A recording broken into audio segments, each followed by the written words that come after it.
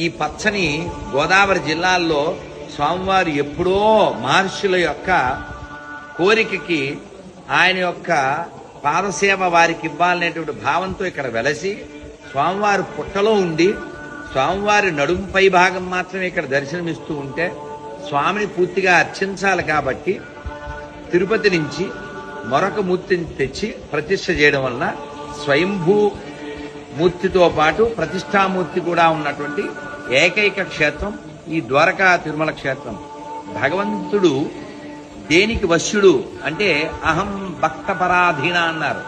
So కాబట్టి భక్తులకి పరాధీనుడై ద్వారకా మహర్షి యొక్క కోరిక మేరకి ఇక్కడ వెలిసి ఇంత వైభవపేతంగా రోజు పూజలు అందుకుంటూ, మరో విశేషం ఏంటంటే మిగిలిన అన్ని చోట్ల ఒక బ్రహ్మోత్సవం జరుగుతుంది, ఇక్కడ 6 నెలలకు ఒక బ్రహ్మోత్సవం జరుగుతుంది, ఒక్కొక్కసారి 3 సార్లు బ్రహ్మోత్సవం జరుగుతుంది అధిక మాసం వస్తే.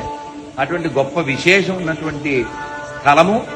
అలాగే ఎవరైనా అక్కడ మొక్కుని ఇక్కడ ఇస్తే పర్వాలేదు, కానీ ఇక్కడ మొక్కుని ఇంకెక్కడ ఇచ్చినా ఊరుకోరు.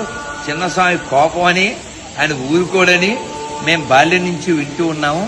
చాలా గొప్ప క్షేత్రం. మనం ఇటువంటి క్షేత్రాలకు రావడం వలన మన హృదయంలో ఆనందంతో పాటు బలం కూడా పెరుగుతుంది.